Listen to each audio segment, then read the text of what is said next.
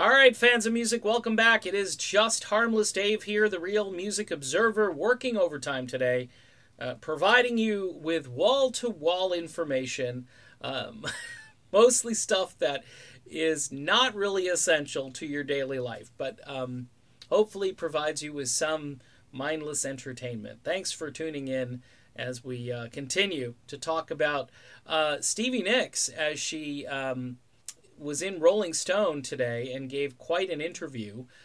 She talked about a lot of things. She talked about her wardrobe. She talked about being 70 years old, and she mentioned that a couple of times, said she's probably going to keep going till at least 80. She's got a lot of big plans ahead. So, things are going great in the life of Stevie Nicks. Again, we hear about how she's being inducted into the Rock and Roll Hall of Fame for a second time, which is making history because she'll be, I believe, the only female artist where this has actually happened. It's kind of rare when you think about it that any artist has a secondary career as a solo artist and as a band. Now, was there any mention of Lindsey Buckingham, by the way, in this particular article?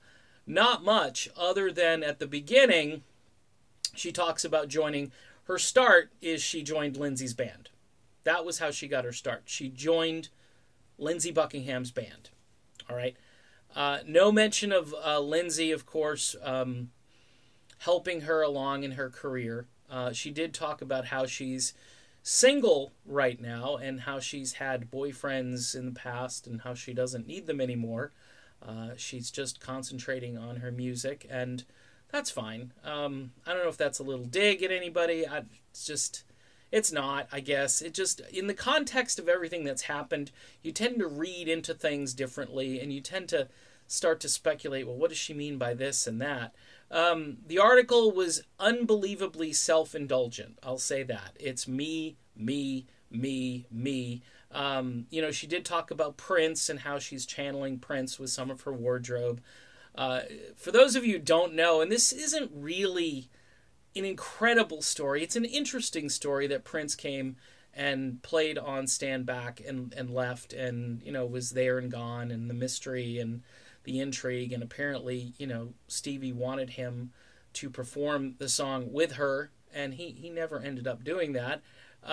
Prince was one of those guys who had half of an idea and gave it to somebody and just, here, you take this. You want Manic Monday? Here, take it. you need to launch this career? Here you go.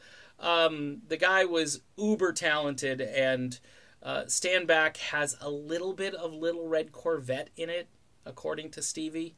I mean, maybe the keyboard sounds a little bit, and yeah, there's some melodic tendencies of both, but Little Red Corvette was a straight up awesome R&B pop rock song. Stand Back is a little bit more repetitive and really stays in a lane. It's just not as fluent as a song like Little Red Corvette. Little Red Corvette is a song it's way off the charts, okay? I'm just throwing that out there. Stand Back is it's in the middle somewhere, and I'm not saying that because I'm trying to be anti-Stevie Nicks. It's just my opinion. You might like Stand Back better, but I put Little Red Corvette in its own little parking space. You know what I'm saying? So, in any event, the interview didn't really give Lindsey Buckingham any kudos, didn't wish him well, didn't say, gee, I'd be amiss if I didn't mention Lindsey.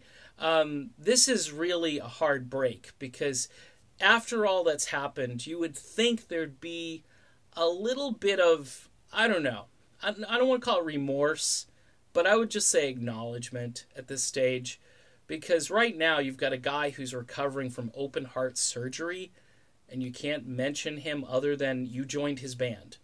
And technically, you joining his band changed your life. And you probably need to acknowledge that rather than, stealing Tom Petty's songs or whatever it is that you're talking about in this Rolling Stone piece. So that's just me.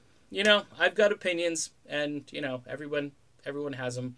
And you can read the article and judge for yourself. Rolling Stone, Stevie Nicks, It's the pre-Hall of Fame article. See you soon.